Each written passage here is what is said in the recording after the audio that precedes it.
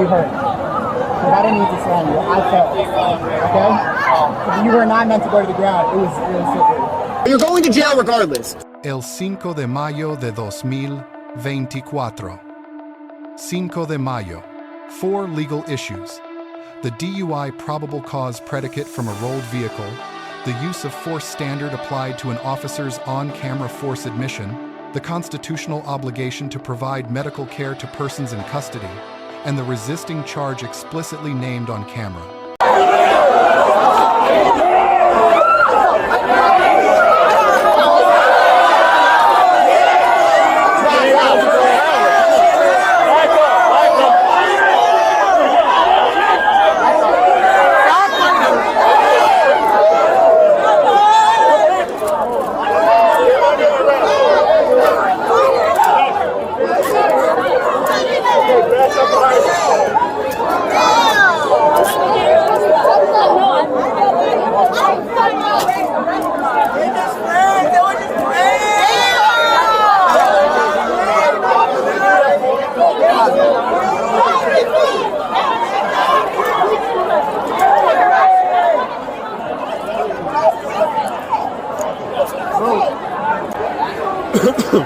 Yeah, bitch! Did you ask me? You didn't do shit! Oh, I saw you didn't do shit! I'll fuck you up again! Are you hurt? But I didn't need to slam you. I felt. Okay? You were not meant to go to the ground. It was slippery. You have anything on you? Casey, it's okay! She understands. Do you have your ID on you or anything like that? You have your ID on you? Does that friend have it? Hey, do you have her ID? Do you have Casey's ID? Can you grab her stuff? Do you have her ID or anything? I don't know where her purse is. I have to find her. Okay. We need more. I just want to feel like the car. Casey! Someone find out who has my Don't walk up. All right, you got to go. I'm going to call her boyfriend. Get my hair up right now. Ashley, get my purse. Where's my purse? Florida Statute Section 316.193 prohibits driving while impaired or with a blood alcohol level of 0.08 or higher. You've already flipped your car satisfies the probable cause predicate. A rolled vehicle on a holiday statistically associated with elevated DUI rates meets the totality of circumstances standard. A lawful DUI arrest triggers Section 316.1932, Florida's implied consent statute, requiring testing. Refusal is itself a separately chargeable first-degree misdemeanor. Under Graham v. Connor, 1989, use of force reasonableness is evaluated from the officer's perspective: crime severity, immediate threat, and active resistance. All 3 may support force in a DUI crash arrest. What Graham does not permit: force the officer characterized on camera as unnecessary in real time. "I didn't need to slam you" is the opening line of any subsequent civil review, not an exculpatory statement.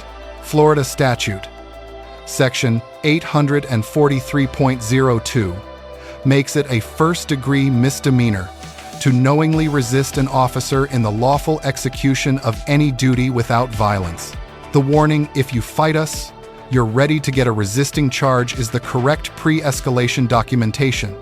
The subject is warned on camera, given a final opportunity to comply, and the warning becomes the charge predicate if she does not. City of Revere versus Massachusetts General Hospital, 1983, requires pre-trial detainees to receive necessary medical care. Stretcher transport while maintaining the arrest is the constitutionally correct execution, not an either-or choice. You're going to jail regardless, and she's going on the stretcher are simultaneous obligations, not competing ones. The Constitution requires both to be executed at the same time. The bystander claim they were just playing is the consent defense to battery under Florida Statute Section 784.03, which requires intentional touching against another's will. Consensual physical contact does not satisfy that element. The resolution depends on whether the conduct was genuinely consensual, but the contemporaneous threat, suggesting intent to assault again, is inconsistent with the play-fighting characterization and is the key counter-evidence.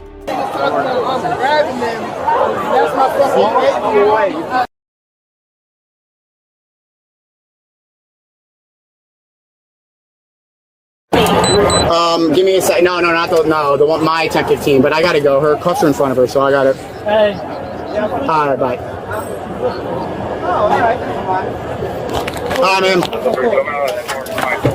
You got Let me glove up. No. You're not gloving? All right, whatever, we'll do it. Let's go, get out. Listen, if you fight us, you're already getting a resistance charge. Okay? You fight us, these cuffs need to stay behind your back, you understand me?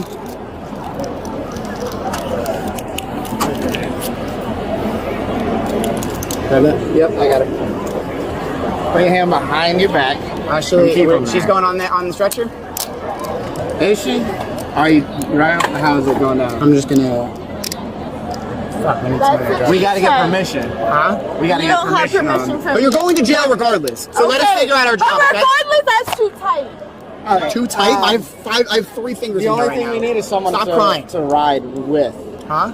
Need someone to ride with her. You guys have little bitch ass fingers, because my 3 can't fit. Hey, we need to tighten this too. Her hands right. I know. Are I'm y'all not- wanting her cuffed to the thing? What? Okay. So let's get her to the chair and we'll cuff that. Who's the detail supervisor tonight? Is it Cage? I don't know. Sit down. Stay that way. No. Sit up. Sit up. I can help if someone needs to take keys. We got a blanket in the truck. We'll cover you up. Well, the problem is someone's got to ride. So then someone's got to go pick them up. So. I can pick it Nezzy, help me out. Oh, yeah. If he's not Right here. I'll pick it up. Just tighten that one as well.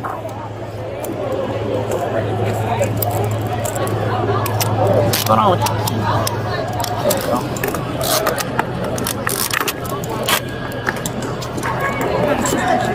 Okay, you don't want that? No problem. Didn't want your boo-ha hanging out, honey. That's cool. There's no helping her at this point. She doesn't want it. And It's all good. Hey, Bob, That's let me too see your tight. keys. look, one finger, that's our policy. Let me see your card. One finger. It's my policy. That's One because that's where it's finger? cinched. And you've already flipped your hurts. cuffs, so now we already know that you're not cooperative. Yeah. Blum, give me your keys. You're gonna have to try a ride, and then we'll do something to get you your My car. keys are in there. Where is my computer? It's on top. Where? Right over here by the window. The one-finger test, invoked on camera as policy, is the standard verification of appropriate handcuff tightness preventing both escape and nerve or circulation damage. Documenting compliance with this test on camera is the evidentiary protection against any subsequent claim of handcuff-related injury. The officer's invocation of the policy, while responding to the subject's complaint, is the correct procedural response. Casey was arrested at the scene of a rolled vehicle on Cinco de Mayo. Medical transport was arranged while custody was maintained. Resisting was referenced explicitly on camera. DUI is the primary inferred offense from the vehicle rollover and date context. Case disposition is unknown at time of analysis. The officers receive a B. Medical transport arranged while maintaining arrest correct. Resisting warning explicit and on camera correct. Handcuff policy documented correct. The deduction. I didn't need to slam you is a real-time on-camera force self-assessment creating direct civil liability exposure. That statement cannot be walked back, and the comment at the medical scene served no professional purpose. Casey receives a D, a vehicle rollover, a physical altercation at scene, non-compliance sufficient to generate an explicit resisting charge warning, and sustained disruption through the handcuffing sequence define the legal grade. This grade is assigned with recognition that Casey sustained injury requiring medical transport circumstances noted, but not altering the legal evaluation of the documented conduct. 3 takeaways. First, under Graham, an officer's on-camera statement characterizing their own force as unnecessary is more legally damaging than almost any external evidence. Second, under City of Revere, medical care and arrest are simultaneous constitutional obligations, not alternatives. Third, the consent defense to battery under Section 784.03 fails when statements immediately after the fight demonstrate intent to assault again. Let us know if there is an interaction or legal topic that you would like us to discuss in the comments below. Thank you for watching, and don't forget to check out our second channel, Street Bodycam, for even more police interaction and courtroom content.